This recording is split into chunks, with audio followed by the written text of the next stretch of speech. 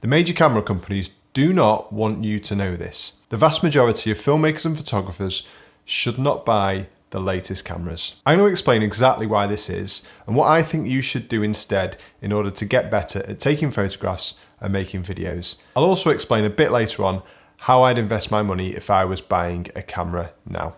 One of the most commonly asked questions on social media and on YouTube in the photography and filmmaking sphere is, what camera was this shot on? The answer in pretty much all instances is that it does not matter. It's becoming easier and easier as a filmmaker and photographer to fall into the trap of thinking that you need the latest and greatest cameras and that this will allow you to make your best work. I'm sorry to disappoint you, but it won't. I'm going to tell you what will a bit later on. This video's come about because last week Sony announced their new camera, the A9 III, and the main headlines of this camera were a global shutter and the ability to shoot 120 photographs per second, which is absolutely mind-blowing that that's achievable. And this comes off the back of last year's announcement of the A7R5, which featured AI autofocus and a 61 megapixel sensor. The things that camera companies are putting into their new cameras these days as far as technology goes is absolutely incredible, but it is not necessary for 99% of filmmakers and photographers. And I mention both because there are a lot of hybrid shooters these days, people that use a compact mirrorless kit to shoot both photography and video. And I am one of these people. I run a Sony system based on 2 mirrorless cameras that I use to shoot photography and videos, mainly in an outdoor setting. These new cameras are almost making photography and filmmaking a little bit too easy. Well, maybe not too easy, just a bit less of a challenge, and that's a bit of a problem in my opinion. I used to be obsessed with owning the best camera equipment.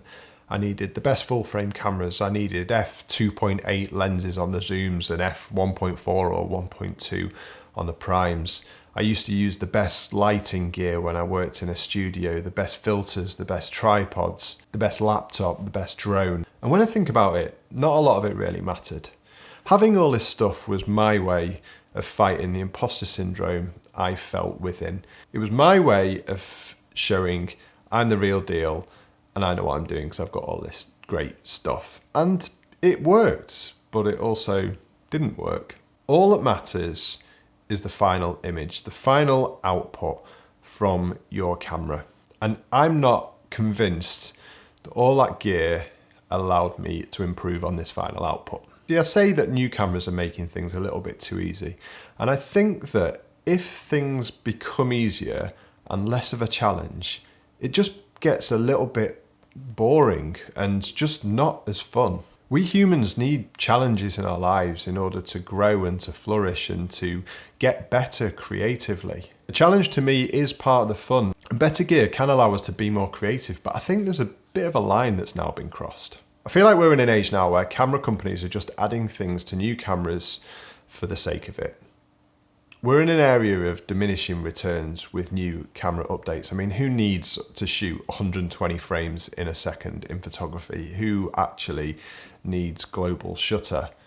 I certainly don't, and I don't think many of the people who watch this channel do either. There may be some select individuals who shoot wildlife or sports or in studio settings who these features will be important for. But if you consider all of the images that have been taken without this technology before this point, I don't see how those images could be bettered on. It might make things a little bit easier, like I say, and that removes the challenge. Is that actually necessary? Why is it suddenly worth spending all that extra money now when you're not actually able to do anything that different to what you were able to do before? Sony, Nikon, Fujifilm, Canon, Panasonic all need to make money, and their best bet for making money is by producing new cameras. They want you to believe that you need the shiniest, newest tech-packed gear in order to be a better photographer or filmmaker.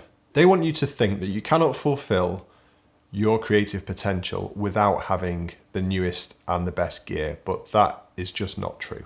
Earlier I said that if the craft becomes easier, then photography and filmmaking becomes less fun.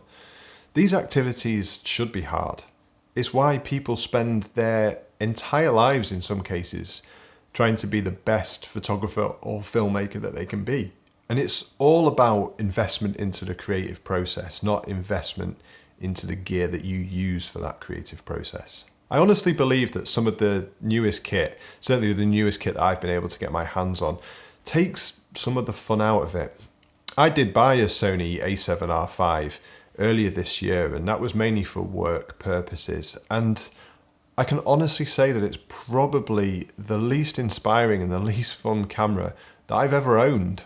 And that makes me start to think that maybe this is one of the reasons there's been such a renaissance in people actually shooting on film over recent years. It's to re-inject some of that challenge and some of that fun back into photography. The camera companies are doing everything they can to make you think that the what is important. And it is to a degree, but it's just nowhere near as important as the how or as the why. I made a video last year saying that camera gear matters, and I'm fully aware that I'm going to get called out as a hypocrite now for creating this video only 1 year later. And I do still stand by much of what I said in that video. Cameras have, over the last few years, got to a point where in-body image stabilization is standard, where dynamic range isn't really improving, and where most of them also have weather sealing. And they're three of the main things that I look at when I'm picking a camera that I need to use for work or want to use for my hobby. If these are the things that you need from a camera, then you don't have to look at the newest cameras in order to get a perfectly capable camera that includes them.